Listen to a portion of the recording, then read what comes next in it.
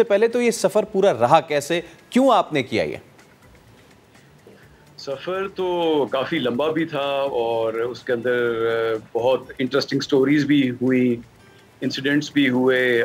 مطلب میں آپ کو کیا کیا بتاؤں, کیونکہ 45 دن ہم دریا کے اوپر تھے. اور ہم نے یہ سفر کیوں شروع کیا؟ ایک تو ایک بہت بڑا چیلنج تھا کہ کبھی کسی نے LOC سے لے کے نارتھ سے کراچی تک یا ساؤتھ تک انڈس کو ریفٹ نہیں کیا تھا, ٹریورس نہیں کیا تھا. تو the challenge was there and then ہم یہ بھی چاہتے تھے کہ دیکھیں کہ دریائے سندھ کے اوپر ہو کیا رہا ہے, اس کی صحت کیسی ہے, کیا وہ پلوٹ ہو رہا ہے, کیا وہاں پہ جو ڈیمز بن رہے ہیں اس سے کیا فرق پڑ رہا ہے, اس کے ارد گرد جو لوگ رہتے ہیں, جو ماہی گیر رہتے ہیں. تو ہم اس کو ہر طریقے سے, ہر سائنٹیفک اینگل سے, ہر کلچرل, ہسٹوریکل اینڈ ہر پرسپیکٹو سے دیکھنا چاہتے ہیں. تو شہزاد بھائی کیا فائنڈنگز تھی آپ کی, وجاد بھائی کیا فائنڈنگز تھی آپ کی, اگر آپ مجھے بتائیں.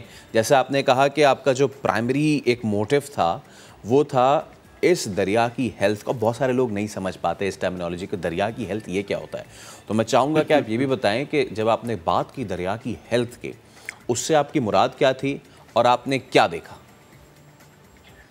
دیکھیں, جب ہم کہتے ہیں کہ we wanted to look at the health of the river, ہم دیکھنا چاہ رہے تھے کہ دیکھیں ہمارے ملک میں انفارچونیٹلی آپ کی جتنی بھی سیوریج لائنز ہوتی ہیں یا انڈسٹریل ویسٹ ہوتا ہے وہ زیادہ تر ندی نالوں اور دریاؤں میں اس کو ڈمپ کیا جاتا ہے, کیونکہ کوئی ویسٹ مینجمنٹ, کوئی سیوریج سسٹمز ہمارے ملک میں ہے نہیں ہے سچ. تو ہم یہ دیکھنا چاہ رہے تھے کہ سب سے پہلے کہ اس دریا کو کتنا گندا کیا جا رہا ہے in terms of how much we are polluting this river. جب دیکھیں آپ گند, سیوریج اور انڈسٹریل ایفلوئنٹس ڈالیں گے دریا میں تو ظاہر ہے اس کی صحت متاثر ہوگی, اس کے اندر مچھلیاں بھی مریں گی, اس کا پانی گندا ہو جائے گا. وہی پانی پھر ہم آپ کے جو سارا اریگیشن سسٹم ہے, آپ کی جو فصلیں ہیں, آپ کے جو سارے کھیت کھلیان کو انڈس ہی اریگیٹ کرتا ہے. تو اب سوچیں کہ وہی جو پانی ہے جو ہماری لائف لائن ہے, وہی ہمیں اس ملک میں کھانا دیتا ہے, غذا دیتا ہے. تو اگر آپ اس کو گندا کر دیں گے تو اس کی تو صحت خراب ہو جائے گی. اگر اس کی صحت خراب ہوگی اور ایونچولی وہ مر گیا تو ہماری جو سویلائزیشن ہے اور ہم لوگ بھی ہیں, خدا نہ خواستہ ہم بھی نہ مر جائیں. بالکل وجاد صاحب آپ صحیح بات کر رہے ہیں. اور یہ جو آپ نے بات کی نا کہ زندگی ڈسٹرب ہوتی ہے, تو شہری علاقوں میں تو زندگی کی ڈسٹربنس تھوڑے عرصے بعد پہنچتی ہے. سب سے زیادہ جو افیکٹ ہوتے ہیں وہ ان ڈیلٹاز کے قریب رہنے والے لوگ ہوتے ہیں, جیسا کہ آپ نے خود کہا ماہی گیر ہوتے ہیں. آپ نے شمال سے لے کے جنوب تک سفر کیا, جہاں جہاں یہ ماہی گیر آبادی ہے کہاں کہاں, ایک تو یہ بھی بتائیے گا دیکھنے والوں کو, اور پہلے کے زمانے میں اب کن مشکلات کا سامنا کر رہے ہیں یہ کمیونٹی؟ یار ہمارے جو ماہی گیر ہیں بیچارے, ان کی تو بہت ہی بری حالت ہے. آپ کے جو یہ فشر فوکس ہیں, کچھ تو اوبیسلی دریا کے کناروں پہ رہتے ہیں, لیکن کچھ ایکچولی بوٹس کے اندر بھی رہتے ہیں. تو آپ سمجھیں کہ جو ہمیں پہلی فشر کمیونٹیز, فشر فوک کمیونٹیز نظر آنا شروع ہوئی وہ چشمہ کے بعد شروع ہو جاتے ہیں.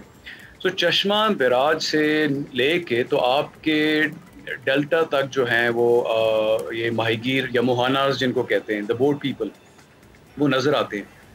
اور منچر لیک میں بھی وہ نظر آتے ہیں. تو ہمیں جو یہ سمجھ آئی کہ بیکاز دریا پلوٹ ہو رہا ہے تو مچھلی کی تعداد بہت کم ہو رہی ہے. مچھلی کی تعداد کم ہو رہی ہے تو ان بیچاروں کو اپنی آمدن میں وہ چیز نہیں ملتی جو پہلے ملتی تھی, جب مچھلی بہت زیادہ تھی. اور پانی کی گندے ہونے کی وجہ سے اور پانی کے کم ہونے کی وجہ سے ان کو یہ بھی مسائل ہیں کہ ان کو دریا میں زیادہ موو کرنا پڑ رہا ہے. تو ابھی آپ سوچیں کہ موہاناز used to be mostly concentrated in the Sindh area. اب وہ سندھ کے ساتھ, دریا سندھ کے ساتھ ٹریول کرتے کرتے اوپر آتے جا رہے ہیں, کیونکہ جہاں پہ ان کو زیادہ پانی ملے گا, جہاں پہ زیادہ اچھی مچھلی ملے گی, تو obviously وہیں پہ جا کے فشنگ کریں گے. ایبسلیوٹلی. اچھا وجاد میں